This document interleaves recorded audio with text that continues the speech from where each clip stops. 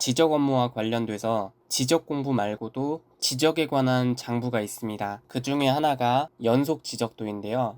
연속 지적도란 지적 측량을 하지 아니하고 전산화된 지적도 및 임야도 파일을 이용하여 도면상 경계점들을 연결하여 작성한 도면으로서 측량에 활용할 수 없는 도면을 말한대요. 말 그대로 연결하여 계속된 지적도예요. 지적도는 지적 공부라고 말씀을 드렸는데 연속 지적도는 지적 공부가 아닙니다. 그런데 지적도는 어느 정도는 전산화가 되어 있지만 기본적으로 종이로 된 장부거든요. 그런데 종이 크기에 제한이 있다 보니 그 안에서 그리려면 아무리 종이를 최대한 알뜰하게 써도 지적도 한 장이 나타낼 수 있는 범위에는 한계가 있습니다. 그런데 전산화된 지적도 및 임야도 파일을 이용해서 도면상 경계점들을 연결해서 작성하면 쭉 연결이 되겠죠. 도면상 경계점들을 연결만 한 거래요. 지적 측량을 새로 했대요, 안 했대요? 안 했다고 합니다. 지적 측량을 하지 않았대요. 그럼 측량을 해서 만드는 게 아니라 연달아 이어서 만든 것 뿐이니까 이거 갖고 측량하면 안 됩니다. 순전히 보여주고자 하는 도면에 불과한 거예요. 그래서 지적도라는 이름은 붙지만 어디에 활용할 수 없다고요? 측량에 활용할 수 없습니다. 다음은 부동산 종합 공부인데요. 부동산을 종합적으로 공시하는 장부라는 뜻입니다. 여러분, 부동산이 뭐였죠? 제가 첫 시간에 말씀을 드렸는데 부동산은 집을 거래하고 건물을 거래하고 땅을 거래하는 점포이다.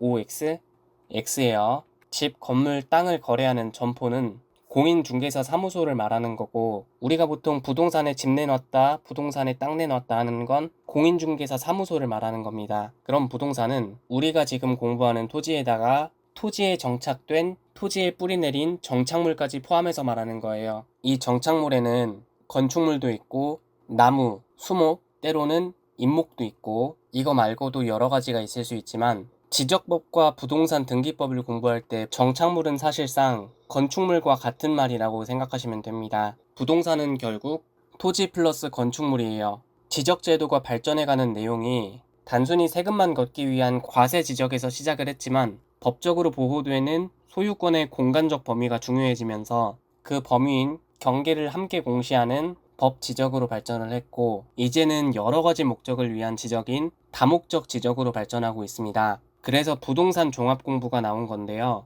여기에는 토지 종합 공부가 아니라 부동산 종합 공부다 보니 토지뿐만 아니라 뭐에 대한 것도 나올 거예요? 건축물. 그래서 부동산 종합 공부란 토지의 표시와 소유자에 관한 사항뿐만 아니라 건축물의 표시와 소유자에 관한 사항도 나타내고 토지의 이용 및 규제에 관한 사항, 쉽게 말하면 국토계획법에 용도지역, 용도지구, 용도구역이 있습니다. 그런 행위 제한에 대한 내용도 있고 부동산 등기부에 등록되는 사항도 부동산 종합공부를 통해 공시가 됩니다. 부동산 종합공부가 아직은 지적공부가 아니지만 지적제도가 발전해가는 추세라든지 지적공부의 정의에서 종이로 된 지적공부 7개를 말하면서 등을 붙여서 지적공부의 범위를 어느 정도 열어놓은 걸 보면 부동산 종합공부도 언젠가는 지적공부에 포함될 것도 같습니다. 용어의 정의에 나오는 내용은 아니지만 지적공부와 구분해서 기억하셔야 될 게 2개가 있습니다. 그 중 하나가 일람도인데 한 번에 람, 열람하는 도면인데요. 어떤 동네가 있을 때 그 동네가 웬만큼 좁지 않은 이상 도면 하나로 한 동네를 모두 나타내긴 어렵습니다. 그래서 보통 도면 여러 개로 나누어서 작성해요. 나누어서 작성하는 것까진 좋은데 도면 하나만 보면 해당 도면이 설명하는 필지 하나하나는 자세히 볼 수 있지만 그 동네의 전체적인 모습이 어떤지 한눈에 보긴 어려운 거예요.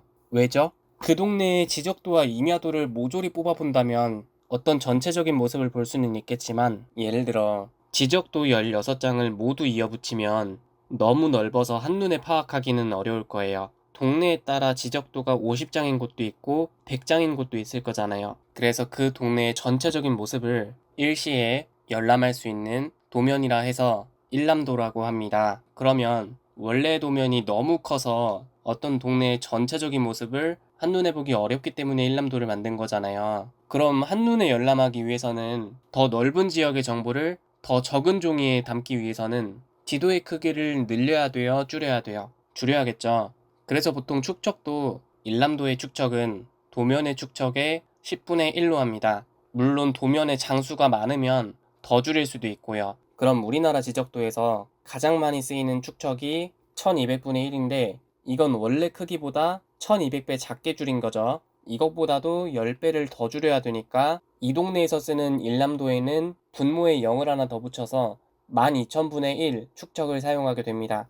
임야도에서 가장 많이 쓰이는 축척은 6000분의 1인데 그 동네를 나타내는 일남도의 축척은 이걸 또 10배 줄인 6만분의 1 축척을 사용하게 되겠죠. 그래서 더 작게 줄였으니 지적도 임야도보다 더 넓은 범위를 볼 수 있는 대신 필지 하나하나 다 세밀하게 표시할 수는 없고 정말 중요한 내용만 간략간략하게 표시될 거예요.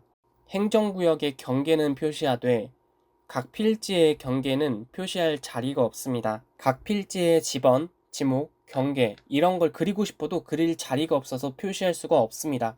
도면 번호는 대충 이런 식으로 되어 있을 건데 도면 번호도 일남도에 기록이 돼서 이 동네에 이 위치에 있는 토지는 지적도 임야도 중에 몇 호도면을 보아야 알 수 있는지 한눈에 볼 수 있습니다. 일남도는 그래서 오목렌즈 생각하시면 이해하기 쉬울 거예요. 오목렌즈 특징이 더 작게 줄여서 정밀도를 낮추는 대신 더 넓은 범위를 볼 수 있게 하는 거잖아요. 일남도가 꼭 그렇습니다.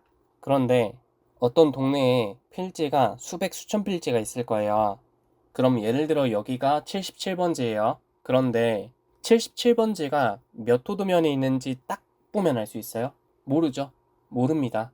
그래서 예를 들어 1호도면에는 1번지, 2번지, 3번지, 4번지, 5번지가 있고 2호도면에는 6번지, 7번지, 8번지, 9번지, 10번지가 있고 쭉쭉쭉쭉쭉 나가서 15호도면에 75번지, 76번지, 77번지, 80번지가 있다고 가정을 해볼게요. 그럼 이 내용을 찾아볼 수 있도록 표로 이렇게 깔끔하게 만들어 놓으면 좋겠죠. 정확한 형식이 이건 아니지만 지번 색인표가 이런 목적에서 만들어진 건 맞아요. 해당 지번이 있는 도면을 탐색하여 인투라는 표예요. 그래서 색인은 검색한다는 뜻입니다. 직전에 설명드린 일남도건, 지금 말씀드린 지번 색인표건 토지의 표시와 직접적인 관련은 딱히 없어요. 지적 공부를 간접적으로 도와주는 장부일 뿐 있으면 편하고 좋은데 없어도 딱히 문제가 되는 장부는 아니라 그런지 지적 공부가 아닙니다. 그래서 지적소관청은 지적 도면의 관리에 필요한 경우에는 일남도와 지번색인표를 작성하여 갖추어 둘 수 있다고 임의 규정으로 두었습니다. 제가 첫 시간부터 지금까지 설명드린 내용은 어떻게 보면 지적법의 서론 내지는 오프닝이었습니다. 이제 토지의 표시를 하나씩 자세히 살펴볼 건데 앞으로 공부할 내용을 얼추 정리해드리자면 일단 토지의 표시를 설명드릴 거고 그 다음 토지의 표시가 달라질 땐 그걸 지적 공부에 적어야 되는데 그럼 확인하고 적을까요? 그냥 대충 적을까요? 확인해야겠죠. 대표적으로 지적 측량이 있습니다. 그래서 지적 측량을 설명드리고 토지 이동 사유에 대해 하나하나 설명을 드리고 그 다음 지적 공부 보관, 관리 등에 대해 하나씩 살펴볼 거예요. 다음 시간부터 토지의 표시부터 본격적으로 시작하겠습니다.